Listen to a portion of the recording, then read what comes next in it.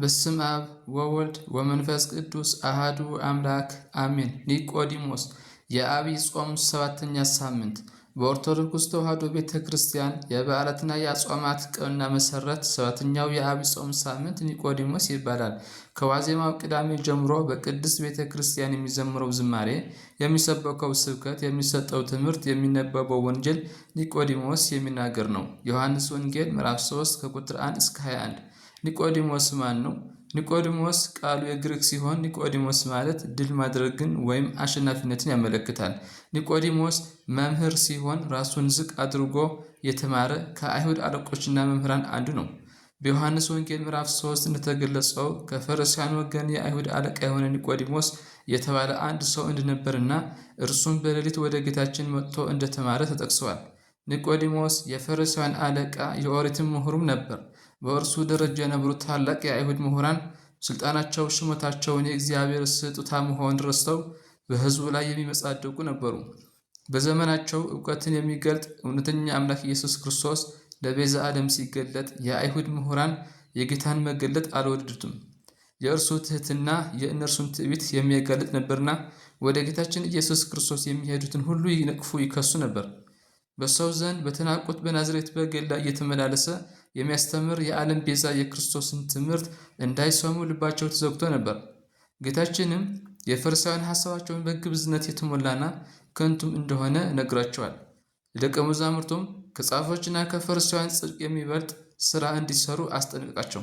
ማቴዎስ ወንጌል ምዕራፍ 5 ቁጥር 20። ኒቆዲሞስ ከእነዚህ ከፈሪሳውያን ወገን የተገኘ ልዩ ምሁረ ኦሪት ነበር። ከአካባቢው ጋር መመሳሰልን ሳይመርጥ ከፈሪሳውያን ወገን ተለይቶ ከሁሉ ቀድሞ በሌሊት ክርስቶስን ፍለጋ የመጣ እንደ አብርሃም ወደ ጽድቅ መንገድ የተጠራ ነው። ሹመት እያለው ሁሉ ሳይጎድልበት በዙሪያው የነበሩ ከእኛ በላይ ማን አዋቂ አለ የሚሉት ከእውነት ጋር የተጣሉ ጌታችን የሚያሳድዱትን ንቆ እውነትን ለማወቅ እልቅናውን ሳይታሰበው ራሱን ዝቅ አድርጎ ከጌታችን መድኃኒታችን ኢየሱስ ክርስቶስ ዘንድ ሊማር በሌሊት መጣ። መምህረ ትሕትና ጌታችን ኢየሱስ ክርስቶስም የኒቆዲሞስን ትሕትናውን ተቀብሎ ለምን በቀን አትመጣም ሳይለው እስከ ዓለም ፍጻሜ ድረስ ትውልድ ሁሉ የሚማርበትን ረቂቅ ምስጢረ ጥምቀትን አስተማረው። ኒቆዲሞስ የአርማትያስ ሰው ከሚሆን ከዮሴፍ ጋር በመሆን የጌታችን ቅዱስ ሥጋ በንጹሕ በፍታ ገንዞ በአዲስ መቃብር ቀብሯል። ወንጌላዊ ቅዱስ ዮሐንስ ቀድሞ በሌሊት ወደ ጌታችን ኢየሱስ ሄዶ የነበረው ኒቆዲሞስን መጣ፣ ቀብቶም የሚቀበርበትን ሞቶ ወቄት የከርቤና የሬት ቅልቅል ሽቶ አመጣ እንዳለ ዮሐንስ ወንጌል ምዕራፍ 19 ቁጥር 30። በዚህም ኒቆዲሞስ ከመምህረ አይሁድ ያልተቀላቀለ መሆኑ ይታወቃል። ኒቆዲሞስ የሌሊቱን ክፍለ ጊዜ ለትምህርት ለምን መረጠ? ኒቆዲሞስ በመጀመሪያ ወደ ኢየሱስ ክርስቶስ የመጣው በቀን ሳይሆን በሌሊት ነበር። ኒቆዲሞስ በሌሊት ወደ ጌታችን ከሄደባቸው ምክንያቶች አንዱ በቀን መሄድን ስለፈራ ነው። ለዚህም የቤተ ክርስቲያን አባቶች በዋናነት ሁለት ምክንያቶችን ያስቀምጣሉ። የመጀመሪያው የአይሁድ መምህር ሆኖ ሳለ በቀን በሕዝብ ፊት ከጌታችን ከኢየሱስ ክርስቶስ መማር ሳላፈር ነው የሚል ነው። ሁለተኛ ደግሞ አይሁድ ከእኛ ወገን በክርስቶስ ያመነ ቢኖር ከምኵራብ ይሰደድ የሚል አዋጅ አውጀው ነበርና ያን ፈርቶ ነው ይላሉ። ነገር ግን እነዚህ ፍራቻዎች ኒቆዲሞስ ወደ ክርስቶስ ከመምጣት አላገዱትም። ኒቆዲሞስ በርቀት በአደባባይ ድንቅ ተአምራትን ሲያደርግ ያየው ኢየሱስ ክርስቶስን ቀርቦ መጠየቅ መማር ፈልጓል። ጌታችን መድኃኒታችን ኢየሱስ ክርስቶስ ካደረጋቸው ተአምራት የተረዳውን ነገር ቢኖርም ቀርቦ ደግሞ ከእርሱ ከራሱ ለማንነቱ መስማት ፈልጓል። ወደ ክርስቶስም ቀርቦ መምህር ሆይ እግዚአብሔር ከእርሱ ጋር ከሆነ በቀር አንተ የምታደርጋቸው እነዚህ ምልክቶች ሊያደርግ የሚችል የለምና መምህር ሆነህ ከእግዚአብሔር ዘንድ እንደመጣህ እናውቃለን አለው። ዮሐንስ ወንጌል ምዕራፍ 3 ቁጥር 2። ኒቆዲሞስ ቀን ቀን በአይሁድ ወንበር በሸንጎ እየዋለ ሌሊት ሌሊት ደግሞ ጌታችን ዘንድ እየመጣ ቃለ ወንጌልን ይማር ነበር።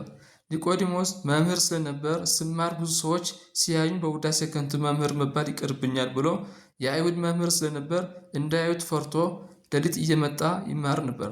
ኒቆዲሞስ በሙሉ ልቡ በማስተዋል ለመማር ስለፈለገ ከቀኑ ክፍለ ጊዜ ይልቅ የማታውን መረጠ። ሌሊት ጨለማ ነው። ጨለማ የኃጢአት ምሳሌ ነው። ኒቆዲሞስ በሌሊት መምጣቱ በኃጢአት እንዳለ ንስሐ እንደሚፈልግ የመስረዳን ነው። ሌሊት የብሉይ ኪዳን ምሳሌ ነው። ኒቆዲሞስም እኔ ምሁረ ኦሪት እንጂ ምሁረ ወንጌል አይደለሁም፣ ወንጌል ካንተ እማር ዘንድ ያስፈልገኛል ሲል በሌሊት ይመጣ ነበር። ኒቆዲሞስ ምንም እንኳን የቀኑ ክፍለ ጊዜ ባይመቸውም በሌሊት ሰዓት ለመማር ችለዋል። ዳግመኛ የመወለድን ምስጢር ኒቆዲሞስ እውነት ለማወቅ እልቅናውን ሳይታሰበው ከአካባቢ ጋር መመሳሰልን ሳይመርጥ ራሱን ዝቅ አድርጎ ከጌታችን መድኃኒታችን ኢየሱስ ክርስቶስ ዘንድ ሊማር በሌሊት መጣ። መምህረ ትሕትና ጌታችን ኢየሱስ ክርስቶስም የኒቆዲሞስ ትሕትናውን ተቀብሎ እስከ ዓለም ፍጻሜ ድረስ ትውልድ ሁሉ የሚማርበትን ረቂቅ ምስጢረ ጥምቀትን አስተማረው። ኒቆዲሞስ በመጀመሪያ ጥምቀት ነገር ሲሰማ ለመቀበል ተቸግሮ ነበር። ጌታችን ግን የኒቆዲሞስን አመጣጥ በማየት ልቦናውን ከፍ ከፍ ስላደረገ ምስጢረ ጥምቀትን ገለጸለት። ቅዱስን ማወቅ ማስተዋል ነው ተብሎ በምሳሌ መጽሐፍ እንደተጻፈ ምሳሌ ምዕራፍ 9 ቁጥር 11። ኒቆዲሞስ ከፈሪሳውያን ኅብረት ወጥቶ በትሕትና ወንጌልን ለመማር በሃይማኖት ልቦናውን ለእግዚአብሔር ቃል አዘጋጀ። ለአብርሃም የግዝረትን ጸጋ የሰጠ ጌታ በትሕትና ለቀረበው ኒቆዲሞስ የግዝረት ጸጋ ፍጻሜ የሆነች የልጅነት ጥምቀትን ነገር አስተምሮታል።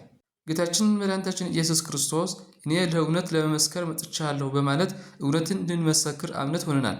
ዮሐንስ ወንጌል ምዕራፍ 18 ቁጥር 37። በተጨማሪም በሰው ፊት ለሚመሰክርልኝ ሁሉ እኔ ደግሞ በሰማይ ባለው አባቴ ፊት እመሰክርለታለሁ፣ በሰው ፊት የሚክደኝ ሁሉ ደግሞ በሰማይ ባለው አባቴ ፊት እክደዋለሁ ሲል ስለ ሃይማኖታችን እውነትን መመስከር እንደሚገባን አስተምሮናል።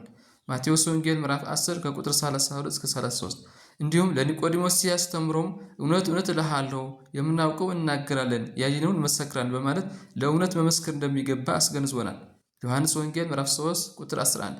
ዮሐንስ ወንጌላዊ ይህን የኒቆዲሞስ ምስክርነት ከእነርሱ አንዱ በሌሊት ቀድሞ ወደ እርሱ መጥቶ የነበረ ኒቆዲሞስ ሕጋችን አስቀድሞ ከእርሱ ሳይሰማ ምንስ እንዳደረገ ሳያውቅ በሰው ይፈርዳልን? አላቸው። እነርሱም መለሱና አንተ ደግሞ ከገላ ነህን? ነቢይ ከገላ እንዳይነሳ መርምርና እይ አሉት። እያንዳንዱም ወደ ቤቱ ሄደ በማለት ገልጾታል። ዮሐንስ ወንጌል ምዕራፍ 7 ከቁጥር 50 እስከ 52። ኒቆዲሞስ ያለ ፍርሃትና ያለ ኀፍረት በካህናቱ ፊት እውነትን መስክሯል። ካህናቱን መጽሐፍን ጠቅሶ እውነት ተናግሮ አሳፍራቸዋል። ኒቆዲሞስ እስከ መጨረሻው በመጽናት ለታላቅ ክብር በቃ፣ ጌታን ለመግነዝም በቅቷል። በጌታችን ትምህርት ተስበው ተአምራቱን በማየት ከተከተሉት ሰዎች ውስጥ በቀራንዮ ከተገኙት አንዱ ኒቆዲሞስ ነበር። ኒቆዲሞስ ፈተናን ሳይሰቀቅ እስከ መጨረሻው የጸና ጻድቅ ነው። ኒቆዲሞስም ከጌታችን በተማረው ትምህርት ጸንቶ ለመኖር የበቃ አባት ነው። የሃይማኖትን ጽናትን በተግባር የተፈተነ ነው። ለዚህም መሳያ የሚሆን ጌታችን ኢየሱስ ክርስቶስ በተሰቀለ ጊዜ የአርማትያስ ሰው ከሚሆን ከዮሴፍ ጋር በመሆን የአይሁድን ድንፋታ ሳይፈራ እሱን ያገኘናል ሳይል በድፍረት የጌታችን ቅዱስ ሥጋን በንጹሕ የተልባ እግር በፍታ ገንዞ በአዲስ መቃብር በጌቴሴማኒ የቀበረ ሰው ነው። ዮሐንስ ወንጌል ምዕራፍ 19 ቁጥር 38። ኒቆዲሞስ ከሐዲስ ኪዳን ካህናት ቀድሞ የጌታችን ነፍስ ከእተልየው መለኮት የተዋሃደው ክቡር ሥጋ ለመግነዝ የበቃ አባት ነው። በዚህም ኒቆዲሞስ ከሐዲስ ኪዳን ካህናት ቀድሞ ምስጢረ ጥምቀትን ከጌታ እንደተማረ የሐዲስ ኪዳን ምስጢራት አክሊል ምስጢረ ቁርባን እንዲሁም ተማረ። እንደ መጠቀለያ ኒቆዲሞስ በሌሊት ገስግሶ ወደ ጌታችን መድኃኒታችን ኢየሱስ ክርስቶስ የመጣው በፊቱ ቀርቦ መምህር ሆይ ብሎ የእርሱን አላዋቂነት የክርስቶስን ማእምረ ኅቡዓትን ወይም የተሰወረን አዋቂነት መሰከረ። ጌታችንም አመጣጡ ከልብ መሆኑን አውቆ ምስጢረ ጥምቀትን ገለጸለት። ጌታችን በቀራንዮ አደባባይ ራሱን ለዓለሙ ቤዛ አድርጎ ሲሰጥ እስከ ሞት ከአንተ አንለይህም ያሉት ደቀ መዛሙርቱ ሲበታተኑ ቀራንዮ የነበረ የአርማትያሱ ዮሴፍ ጋር ሆኖ የክርስቶስን ሥጋ የገነዘ ወደ ሐዲስ መቃብር ያወረደው ኒቆዲሞስ ነበር። እንደ ኒቆዲሞስ ለማር ራሱን ዝቅ ማድረግ ነው። ኒቆዲሞስ ፈሪሳዊ የአይሁድ አለቃ ምሁረ ኦሪት ቢሆንም ራሱን ዝቅ አድርጎ ከጌታ እግር ስር ቁጭ አለ። እንደ ኒቆዲሞስ በእውቀታችን፣ በስልጣናችን፣ በሀብታችን ባለን ማንነት ሳንታበይ ራሳችን ዝቅ በማድረግ የእውነተኛ አባቶች ትምህርት፣ ምክርና ተግሳጽ ልናዳምጥ በተግባርም ልናውል ይገባናል። በአጠቃላይ ከኒቆዲሞስ ሕይወት ብዙ ቁም ነገሮች እንማራለን። የኒቆዲሞስ በሌሊት ገስግሶ መምጣት ለምስጢረ ጥምቀት ትምህርት መገለጥ ምክንያት እንደሆነ ሁሉ በቅዳሴው፣ በኪዳኑ፣ በሰዓቱ፣ በማህሌቱ መገኘትና መሳተፍ ረቂቅ የሆነውን ሰማያዊ ምስጢር እንዲገለጥልን ምክንያት ነውና በምስጢራት በመሳተፍ ራስን ዝቅ በማድረግ ለታላቅ ክብር እንድንበቃ መትጋት ያስፈልጋል። ጌታችን መድኃኒታችን ኢየሱስ ክርስቶስ ያመነ የተጠመቀ ይድናል፣ ያላመነ ያልተጠመቀ ግን ይፈርድበታል ማርቆስ ምዕራፍ 16 ቁጥር 6 በማለት በሰጠን ቃል ኪዳን መሰረት በአምላክነቱ አምነን የመንግስቱ ወራሾች እንድንሆን ዘንድ ይፍቀድልን። ለኒቆዲሞስ ምስጢሩ እንደገለጠ ለእኛም ይግለጥልን። ከኒቆዲሞስ ሕይወት ተምረን በሃይማኖት እንድንጸና የአባቶችን አምላክ ልዑል እግዚአብሔር ይርዳን። ወስብሐት ለእግዚአብሔር ወለወላዲቱ ድንግል ወለመስቀሉ ክቡር አሜን።